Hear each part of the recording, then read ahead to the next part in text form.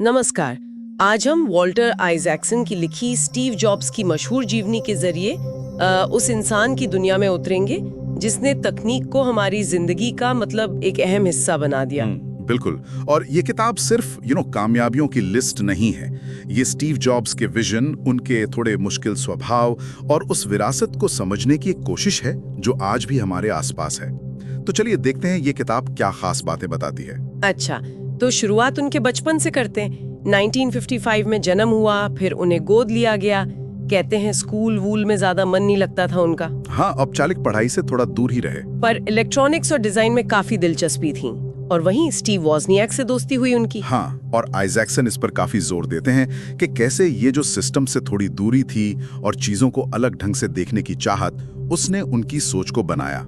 बाद में एप्पल के डिजाइन में वो सादगी पर जोर, उसमें ये चीज झलकती है। सही कहा। उनका वो कला और तकनीक को मिलाने का जो रुझान था ना, वो बचपन से ही देखने लगा था। फिर 1976 में वो मशहूर गैरेज वाली कहानी एप्पल की शुरुआत, एप्पल आई और खासकर एप्पल 2, उसने पर्सनल कंप्यूटर को लोगों के घरों तक पहुंचाया। हाँ, वो एक शुरुआत थी। लेकिन असली चीज तो शायद मैकिंटोश थी। करेक्ट। वो ग्राफिकल इंटरफेस, वो माउस, उसने तो जैसे सब बदल दिया, है ना? बिल्कुल। मैकिंटोश ने तकनीक को इंसानों के करीब ला दिया, इस्तेमाल करना आसान बना दिया।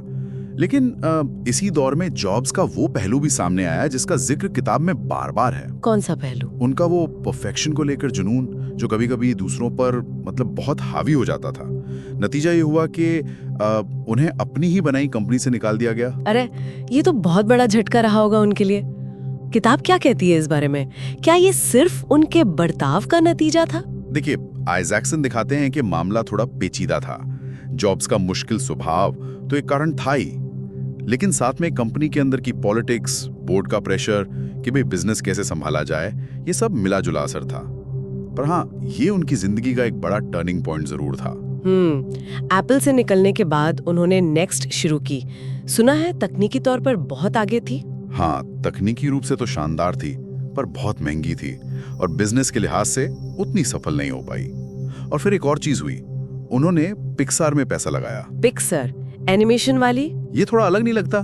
कंप्यूटर हार्डवेयर से एकदम एनिमेशन फिल्मों में। हाँ, लगता तो है, लेकिन आइजैक्सन यहाँ एक बड़ा दिलचस्प कनेक्शन दिखाते हैं। पिक्सार जो पहले एक ग्राफिक्स हार्डवेयर कंपनी थी, वो टॉय स्टोरी जैसी फिल्मों से जबरदस्त हिट हुई।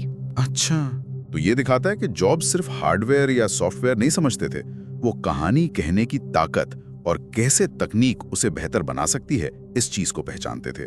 और पिक्सर की सफलता ने असल में उनकी वापसी का रास्ता तैयार किया, उनकी साख वापस बनी। तो 1997 में एप्पल ने नेक्स्ट को खरीदा और जॉब्स वापस आ गए। उस वक्त तो एप्पल की हालत काफी खराब थी, है ना? हाँ बिल्कुल, डूबने के कगार पर थी कंपनी। और फिर तो जैसे सब कुछ बदल गया। iMac आया, फिर iPod, iTunes, फिर वो फोन जिसने क्रांति ला दी, iPhone, और फिर iPad। मतलब एक के बाद एक हिट प्रोडक्ट्स। हाँ, और उनकी वापसी के बाद का दौर दिखाता है कि उनका जो मूल विश्वास था वो कितना पक्का था कि बेहतरीन अनुभव के लिए हार्डवेयर, सॉफ्टवेयर और सर्विस, इन सब का आपस में गहरा जुड़ाव जरूरी है। आइजैक्सन बताते हैं कि जॉब्स सिर्फ प्रोडक्ट नहीं बना रहे थे, वो अनुभव डिजाइन कर रहे थे। अनुभव। हाँ, जब बाकी दुनिया सिर्फ पुर्जों और स्पेसिफिकेशंस पर अटकी थी, उनका वो छोटी छोटी बातों पर ध्यान देना, मतलब डब्बे की पैकेजिंग कैसी होगी, यहाँ तक, ये सब उसी सोच का हिस्सा था। उनके व्यक्तित्व के बारे में भी बहुत बातें होती हैं। एक तरफ वो करिश्माई लीडर, दूर की सोचने वाले, अपनी टीम से नामुमकिन काम करवा लेने वाले, वो रियलिटी डिस्टॉर्शन फील वाली बात भी है। हाँ, किताब में कई किस्से हैं इसके।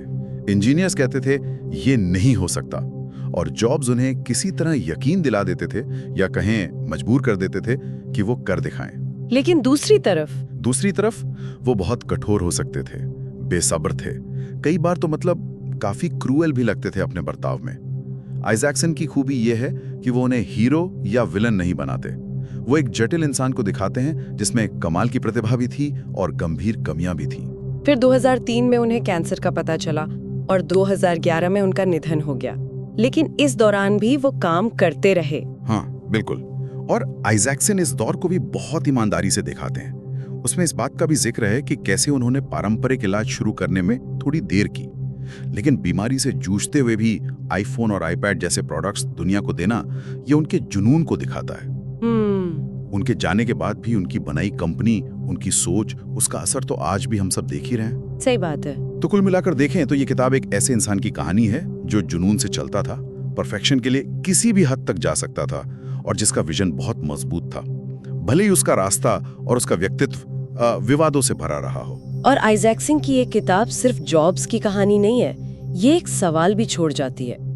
शायद सबसे दिलचस्प सवाल यही है कि क्या दुनिया बदलने वाले इनोवेशन लाने के लिए वैसा ही तीव्र, कभी-कभी मुश्किल व्यक्तित्व होना जरूरी है जैसा जॉब्स का था, या महानता की कीमत हमेशा ऐसी ही होती है?